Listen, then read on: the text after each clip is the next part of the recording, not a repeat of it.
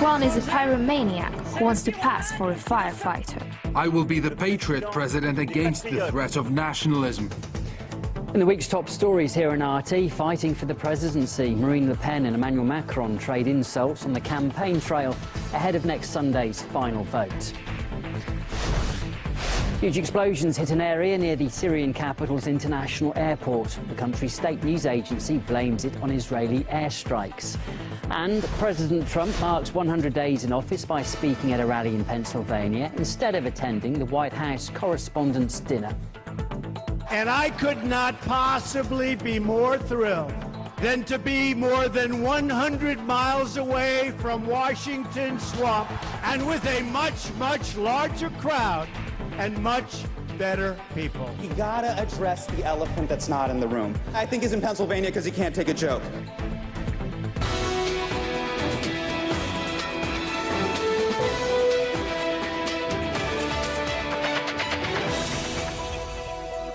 Hello, welcome. The latest developments and a look back at the last 7 days too. You're watching The Weekly here on RT International.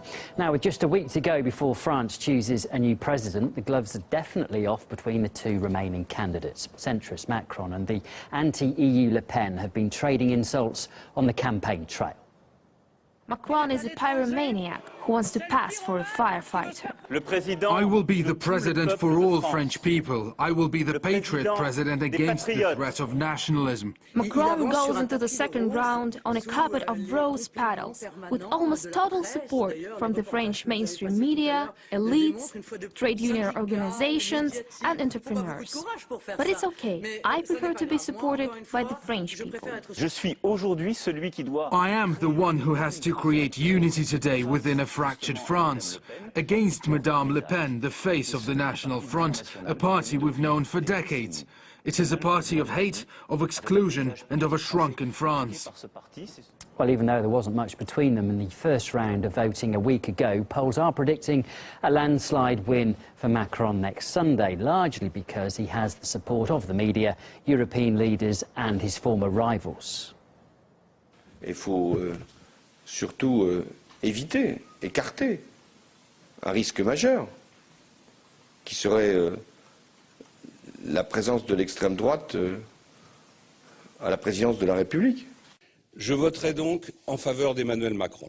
J'appelle donc à battre le plus fortement et le plus puissamment possible le Front National. The media, they have been indeed hardly campaigning for Mr. Macron. They have clearly presented him as the next president, while there is the second round hasn't even begun.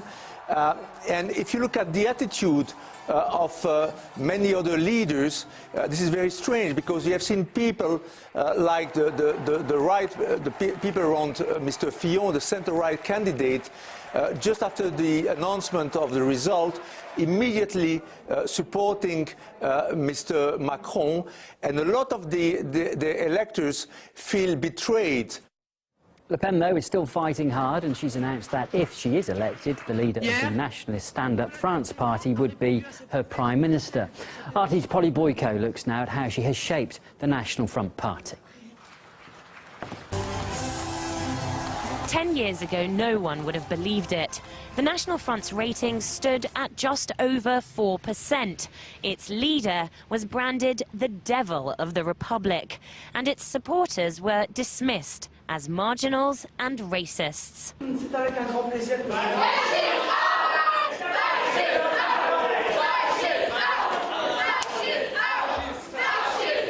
But then Marine Le Pen took over her father's party, and she started to turn its fortunes around.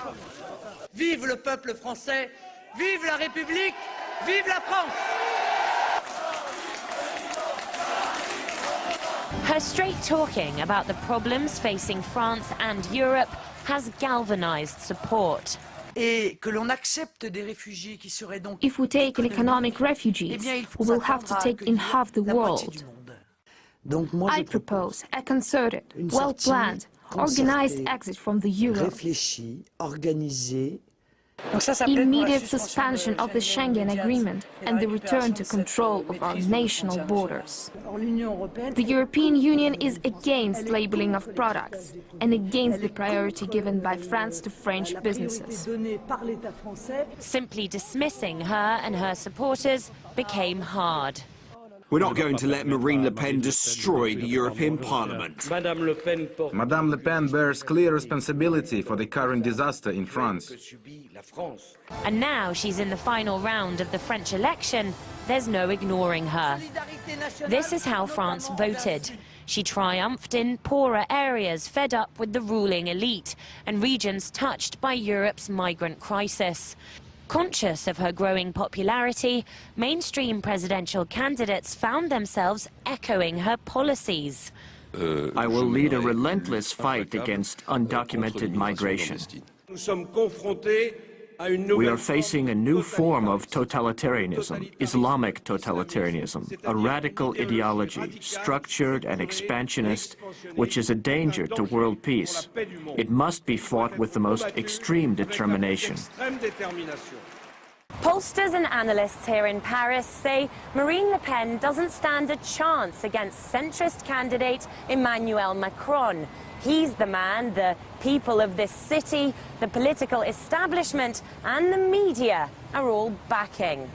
But even if she doesn't get the keys to the Élysée, Marine Le Pen's had a big impact. Her agenda has dominated and reshaped France's political landscape. Polly Boyko, RT, Paris. Well, despite Le Pen and Macron being on opposite sides of the political spectrum, they have united some people who rallied in protest against both of them. And it did see some ugly scenes too in the centre of Paris this week.